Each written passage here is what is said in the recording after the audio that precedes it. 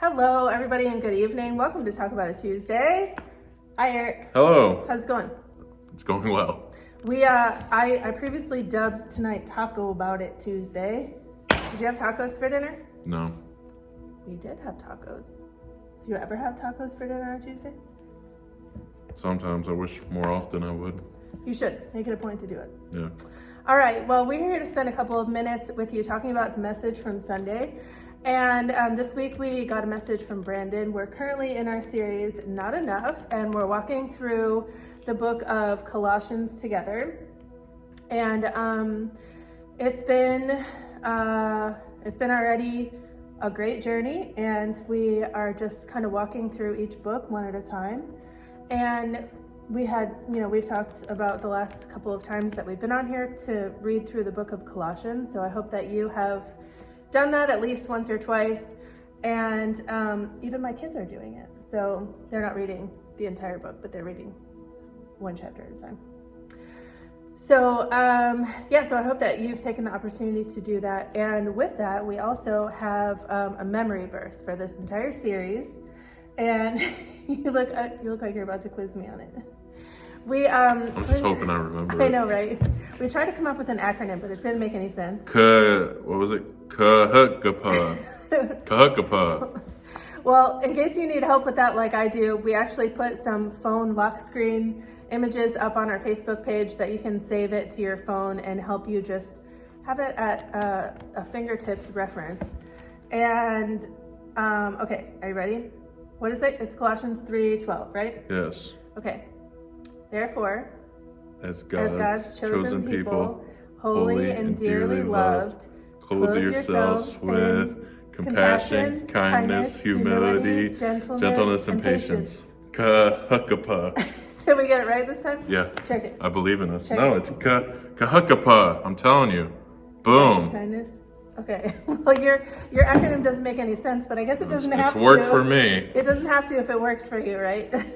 So, all right. Well, we had, man, I was really kind of wrecked by this week's. Yeah, sermons on message. forgiveness are the absolute worst. So I have shared this with you before that I prepare the message slides, so I somewhat get an overview of what's coming in the sermon. So I knew what this sermon was about, but it always just hits different when, whoever's delivering it actually says it out of their mouth. And yeah, wow. Brandon shared a story about like a crazy story of forgiveness in his own life. And I was wondering if you could think of anything that has been just like radical forgiveness in your life. Outside of Christ, obviously.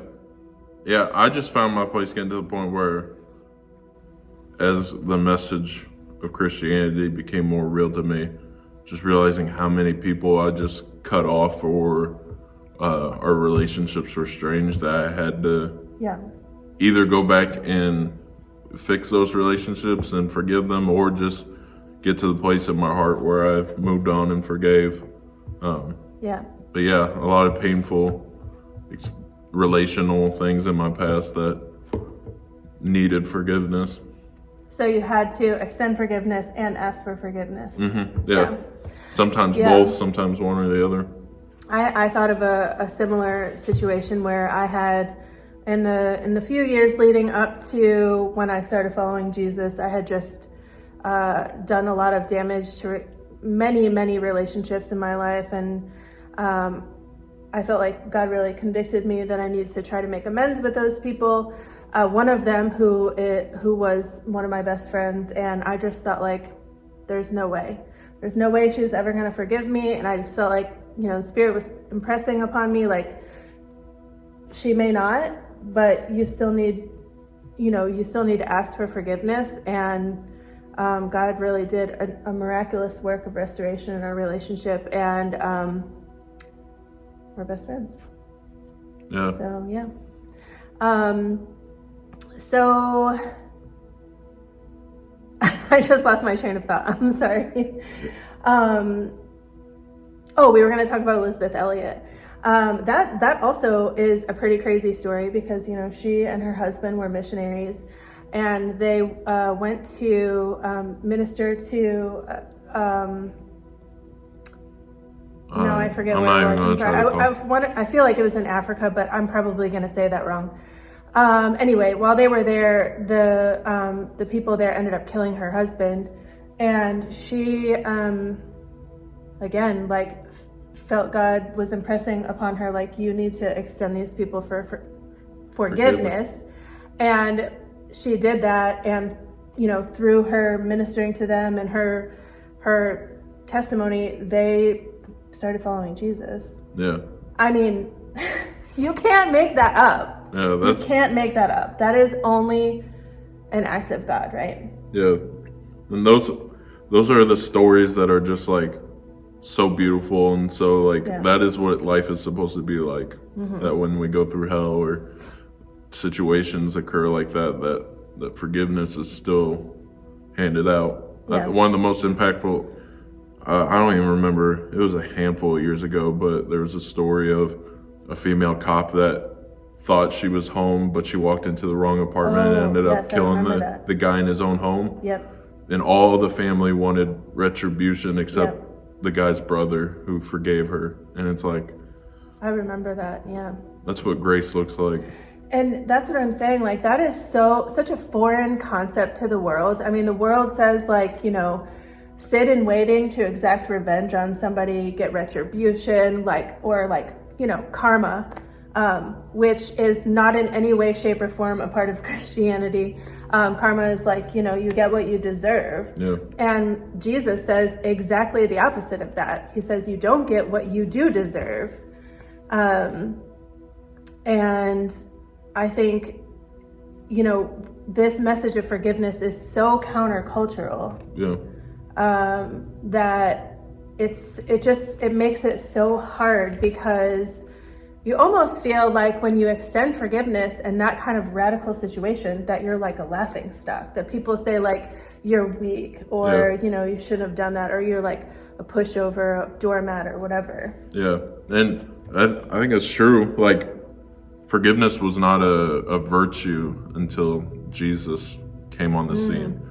And though it's aspired to in some ways, and we think of it as virtuous in the West because of the influence Christianity has had, it still is like kind of like the C.S. Lewis quote that it's a lovely idea until you have something to forgive, and then it's like, well, maybe I don't want to forgive. Maybe I want justice or wrongs to be righted. And I mean, and in reality, like, it's an easier thing to not forgive, right? It's an easier thing to write somebody off and just say, like, you suck, you hurt me, I don't have any effort or desire to put anything left into this relationship.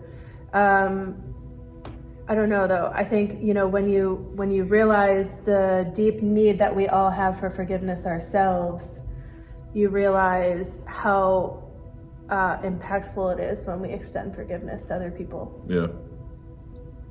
Anything else to add? Happy National Peanut Butter Lovers Day. Peanut butter.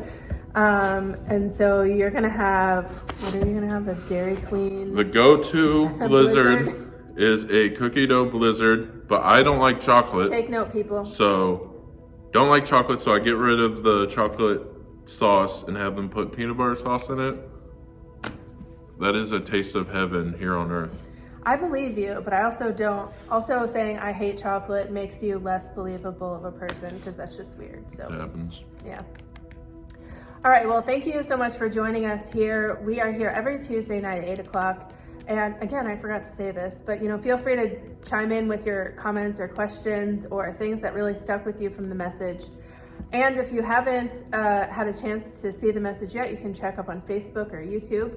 And you'll be able to catch up on every single message that we not ever have, but maybe like at least for the last couple of years. All the ones where our technology didn't crash. Yes. So you can catch up on all the messages on YouTube or Facebook, and you can find us here Tuesday, 8 o'clock, or Sunday morning in person and online at 9:30 and 11 o'clock.